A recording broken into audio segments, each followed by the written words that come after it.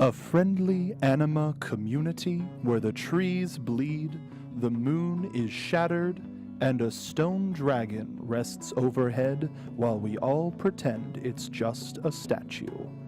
Welcome to Vale.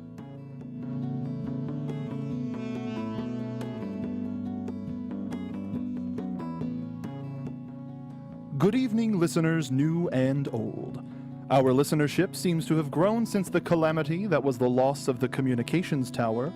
While some of you may think this is an entirely bad situation due to our inability to communicate over long distances, call for help to authorities, plunge us into a new dark age, and seemingly open the door for the creatures of Grimm to become a lot closer than our closest neighbors. Neighbors close enough to smell our fear. Neighbors so close that you're not sure where their darkness ends and yours begins. Despite these negative connotations to our new way of life, I'd like to think of it as a welcome return to the golden age of community radio. And now, the news. Remaining members of the Atlesian soldiers helping to continue relief efforts have announced a ban of the color red. The ban comes after the night commonly referred to as the Fall of Beacon, where their proprietary Atlesian Night robot guards all simultaneously changed their blue tone to a red tone and started attacking innocent civilians. The Atlesian soldiers provided the following statement. In an effort to reduce Crimson-related crimes, we are until further notice containing any and all red items into designated areas in Vale for study into why these sudden changes happened. Thank you for your patience in this matter. These areas they refer to are outside of any of the majorly populated areas and are marked with large quarantine zone signs. Please take any and all red-colored items you have unless they have already come to your homes and taken them by force. More on this story as it develops. And now, the community calendar. The annual Hunter and Huntress Vale Community Volleyball Championship has been canceled due to rain, and also due to the fact that most of the registered participants are dead, or on vacation. Who can really say in our isolated state? Tuesday, the 3-hour daily ritual of staring vacantly into the middle distance as the existential dread sets in, has been moved from 3:30 in the afternoon to 4:30. 3:30 p.m. is now the property of the Schnee Dust Corporation. Wednesday was a mistake. Let's not kid ourselves. It was never going to work out. Thursday, the charity bake sale will be located at a booth in the town center outside of City Hall, about 3 blocks from what used to be the heart of Beacon Academy. The bake sale will begin promptly at 10 a.m. and will continue through the day until either all of the baked goods have been purchased or when the volunteers are inevitably devoured by the Grimm still running rampant in our city. Whichever comes first. This year, all proceeds will be going to the Center for the Advancement of Human Grimm Relations, a noble cause, if ever there was one. The Restoration Society will be hosting a Q&A Friday regarding their upcoming proposal to preserve the statue of Ozpin that his current representative. As a professional broadcaster, I'd like to point out that there was a specific note to clear my throat when saying representative, commissioned shortly after his disappearance. Any and all citizens who ask directly about why city funds are going to a statue of a headmaster that may or may not be dead, rather than rebuilding our streets, homes, and businesses, will be carted away blindfolded in the back of a government transport for mandatory re-education. Saturday, former Huntress Professor Peach will be offering a free all-ages archery class in Emerald Park at 8 a.m. Bows and arrows will be available to rent free of charge. When asked what good the skill of archery could possibly be when the Atlesian soldiers finally decide to wipe us off the map in the inevitable robot uprising, The professor scowled. "I am but a teacher," she said. "Activities like these and the companionship that comes with community have the power to restore people. Humanity needs to come together in this dark time if we are to weather the coming storm." And finally, Sunday. Sunday is Magic Appreciation Day, the day in which we celebrate all things magical. Although, as we all know, magic does not exist and should never be talked about. Magic, that taboo aberration that acts as an affront to the natural world, is not real, and thusly should be put far out of the minds of all of you faithful listeners out there. Stay grounded in the real world and focus on unlocking and honing your semblances instead. This has been your community calendar. The Society of the Full Moon will be hosting a membership drive/mixer on the third Thursday of the month at O'Malley's Bar and Grill. The local chapter of the Society is looking to expand its membership, as currently they have a total of only 3 members, one of which is rumored to be an inanimate scarecrow that some local teens placed in one of the meetings as a prank. Here in the studio today to tell us more about the organization and its upcoming event is the organization's chairperson, Miss Petra Conejito. Am I saying that right, Petra? Thank you for coming down to talk to us today. Conejito, you did fabulously. Thank you so much for having me. It's an absolute pleasure. I'm a big fan of the show. Tell us a little bit about yourself and your group. Can you tell us what exactly drove you to becoming the leader of this organization? Certainly. As a faunist myself, I'm often asked to clear up misconceptions about what it's like to be one, what it's like having giant rabbit ears in addition to normal human ones, etc., etc. So, clearing up misconceptions sort of became a hobby of mine. And what better way to combine my love of correcting people and my love of astronomy than dedicating my life to correcting lunar dogma, as it were? So, the Society of the Full Moon is an organization dedicated to raising awareness and clearing up misinformation about the world we live in. Our main goal is to unveil the truth about the moon that hovers in the sky above this God's forsaken wasteland. Now, scientists will tell you that the moon is being broken apart by our planet's own gravity. These charlatans claim that the satellite above our world is shattered because it falls within what they call the Roche limit of our celestial body. I'm here to dispel this myth. Not only is the moon above us completely intact, but it couldn't possibly be torn apart by the planet's gravity because gravity does not exist. Gravity is a lie perpetuated by big dust, designed to keep you all complacent. These so-called scientists, using so-called facts, are on the payroll of these dust lobbyists. I'm sorry, Petra. Are you suggesting that the moon is one piece because the very concept of gravity is a fabrication? Yes, it's a giant conspiracy designed to keep us all distracted. While we live in fear of the damage that falling pieces of the moon could do to our planet, Big Dust uses that fear to attract Grimm to smaller towns in the way of their mining operations. The towns are wiped out, Big Dust moves in to rob the land of its resources, and we stand mesmerized by the grand illusion that hangs above our head each day. So, it is your belief that we are not in danger of asteroids colliding with the surface of our planet because you don't believe in gravity? Yes, as responsible citizens, it's our duty to ensure that facts don't prevent us from getting to the truth. Don't let the arrogance of the scientific community and their years of study tell you what you know in your heart to be wrong. And if you need any evidence, you need look no further than that of our local huntsmen and huntresses in training. Students can leap into the air with amazing feats of athleticism, often flying from one chunk of falling debris to the next, attacking the Grimm at heights that border the stratosphere. How could these students accomplish this if gravity worked it all the way scientists claim it does? Really makes you think. Then what is it exactly that we are seeing when we look up towards the sky? I'm glad you asked. It is well known that some people possess a semblance that can create illusions. Is it really so hard to accept that the big dust companies have either hired or kidnapped some of these individuals to create the perpetual illusion of the moon overhead?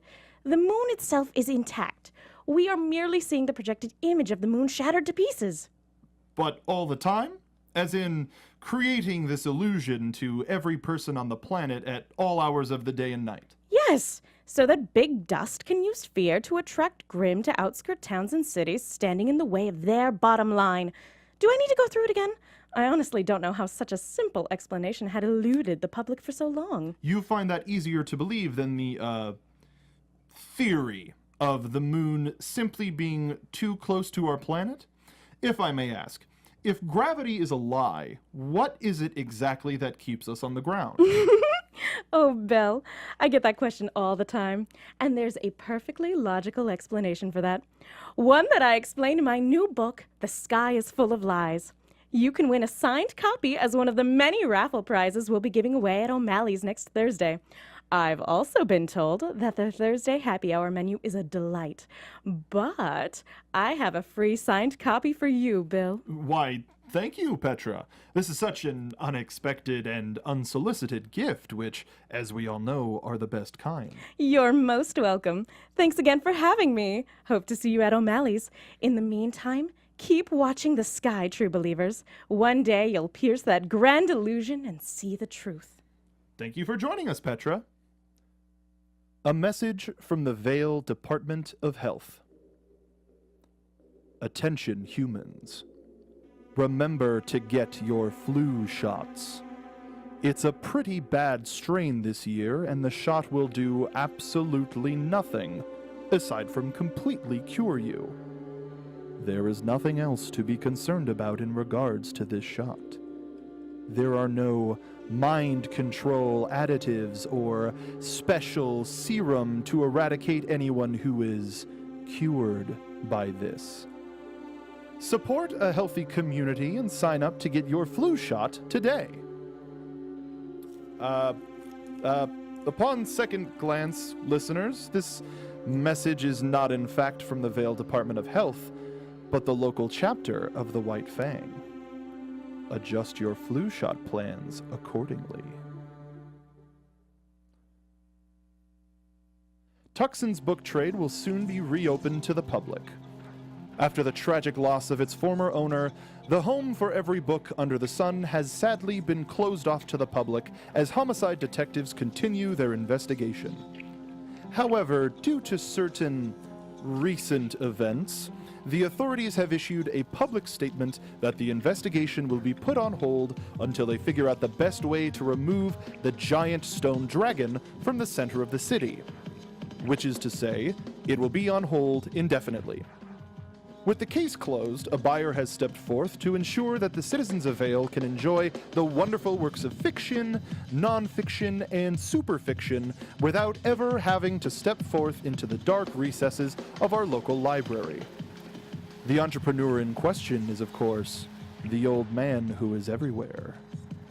After purchasing the store, the old man who is everywhere sent out a press release saying that to honor the late Tuckson's memory, the name of the store would remain the same. When asked for comment regarding whether or not this decision had anything to do with the cost-saving measures of not having to replace the signs, or how adding the bookshop has added to the vast network of businesses in town owned and run by the old man who is everywhere, he simply said nothing, as he never speaks. No word yet on an official date for the shop's grand reopening, but rest assured that book lovers across Vale will remain vigilant. Update on Beacon Academy. Quiet. Stillness. The stillness of which we will never know and hope to never know personally. A stillness in which will enrapture us all before we turn to dust. Quiet. Listeners, we've been sent a series of missing persons reports across our fair burg. These reports have been placed in between a variety of invoices filled with lists of red items collected by the Atlesian soldiers. In order to get to the bottom of this, I'm going to have to send out one of our intrepid intern reporters. Merlot, head down to the closest quarantine zone and return these invoices right away. Poppy McIvers, Carmine Clay, Maisie Mahogany. Bill, have you seen these names? I don't know if this is something Now, Merlot, get a move on. We wouldn't want to be accused of withholding evidence, now would we? Right, of course not. And now, a word from our sponsor. You see them everywhere. The shadows out of the corner of your eyes.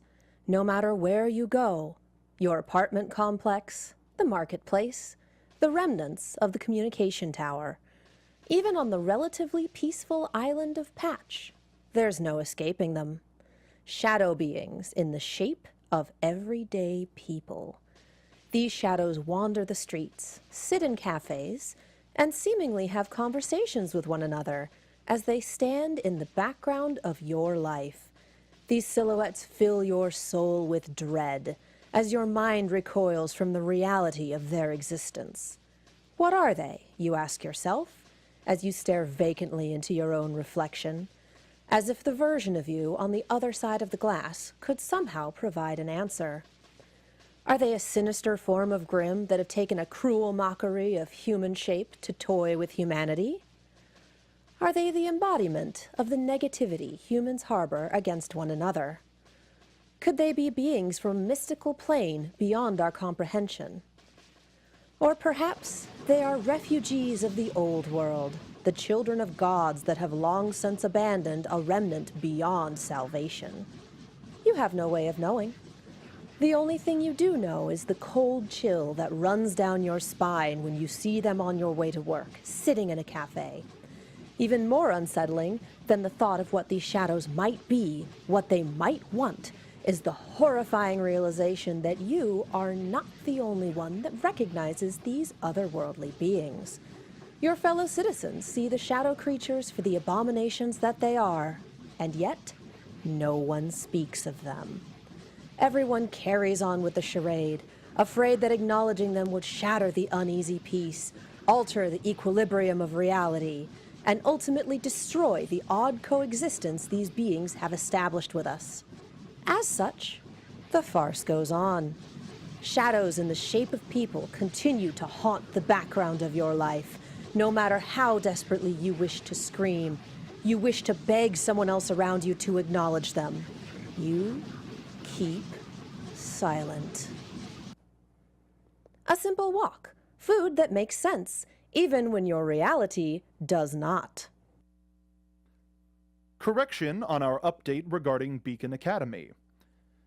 Station management requested I clarify that after we die, we do not turn into energized powder with various elemental attributes that can power the machinations of our world.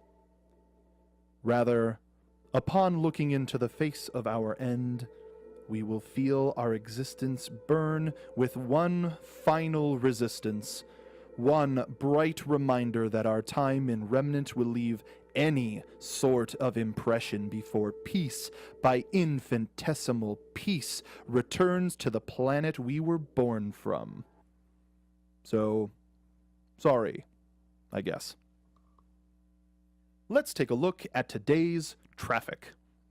Is what I would usually say right now, but that's become rather difficult to just do, what with the fall of the CCT. When there's a global crisis that disrupts all distant communications, your first thought isn't about the loss of accurate travel times or advanced knowledge of road conditions. We all mourned the fall of the system that allows us to keep up to date with the latest weapon combination trends and viral videos of adorable kittens. But there are certainly these other, less devastating drawbacks we must too consider. Nonetheless, I am a radio professional and therefore must press on, despite challenging circumstances. I do have a rather large window near my desk that gives me an excellent view of the street outside the studio, so I shall endeavor to provide an accurate reading of these conditions. For now, it's quiet. Still quiet. Oh, wait, I think I see someone. Station intern.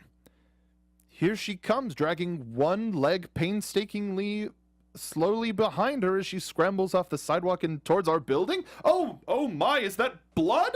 Listeners, I fear something is very, very wrong with our dear intern. While I make a check on the physical condition of Merlot, I take you now to the weather.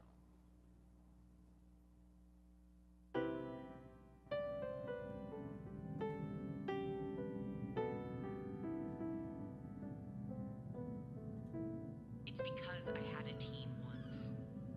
A team with the best training, the best equipment, and despite everything that they had that made them the best, they still lied and stole and tore each other to pieces.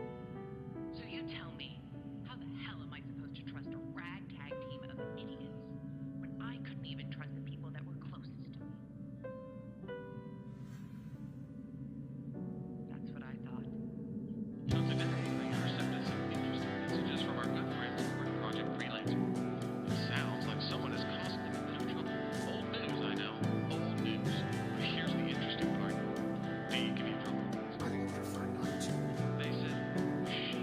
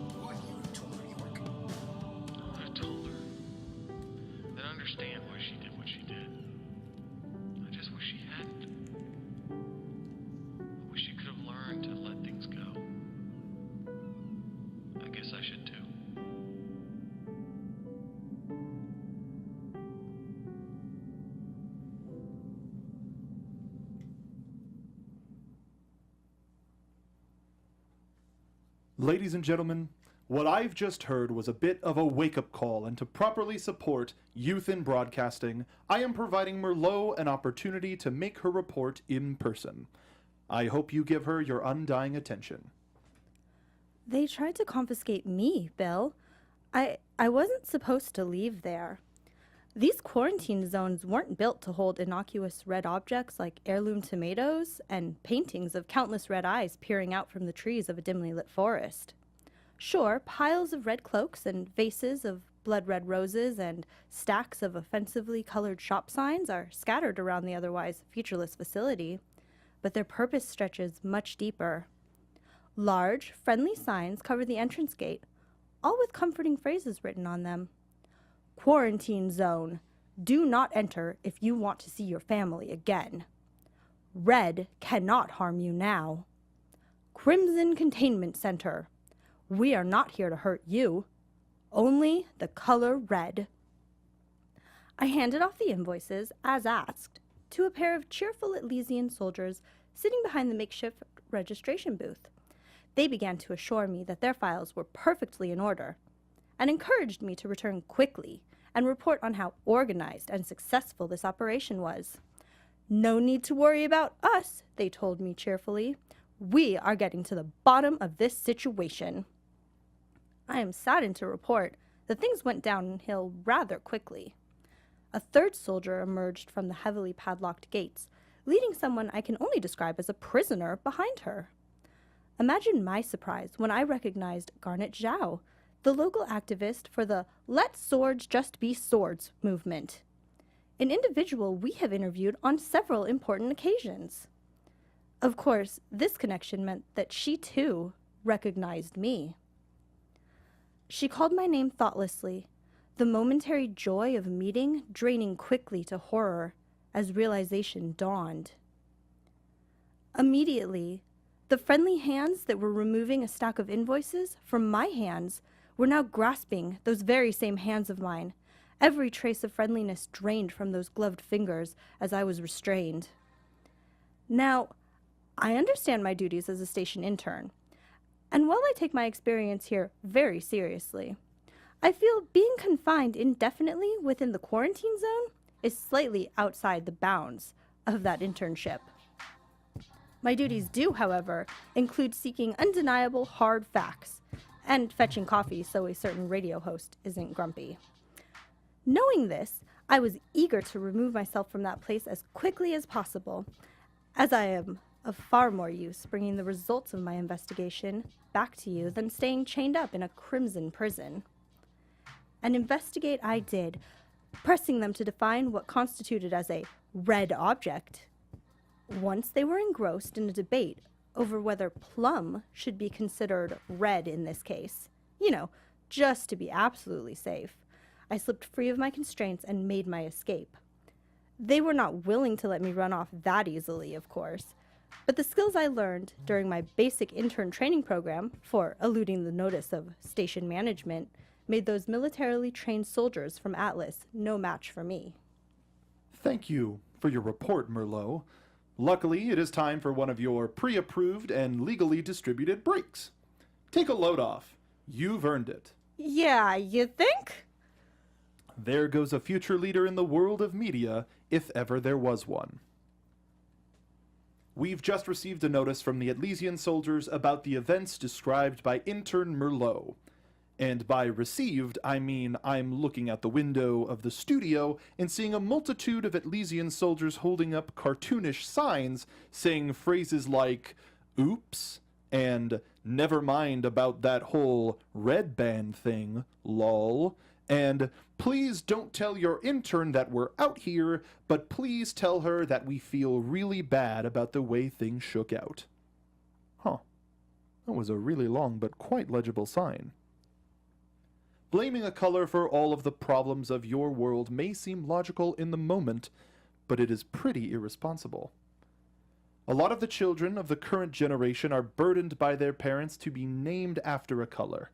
It has been said that this practice was a demonstration of refusing the oppression of expression for generations to come. Despite being only 80 years removed from a war that these very children have no memory or connection to other than their family's losses. Being tied to this tradition can only hurt them. As seen tonight, the very identity of someone based on their name put their life in danger. If it weren't for the basic combat training and evasion training that all of our interns receive, things could have been a lot worse. The families affected by this gross oversight of power, by those insisting on helping us in our time of need now, have a very important choice to make. 1. Get lost in the shuffle and live your life opening every door with reticence at the idea that it could be the last time you are opening up a door. Live in fear. Or 2. Don't live by the expectations or labels that previous generations stick to you. Just because your name is Steel doesn't mean you have to live to the specifications those who named you gave by placing those specific letters in that specific order. Create your own classification to fit under. Be the person you feel, not the person you're given. Be your unabashed self. Stay tuned next for this exact broadcast, except one of the words spoken will be changed out for a more invasive one. This is Relatabil Fume signing off as the person I choose to be. Good night, Vale. Good night.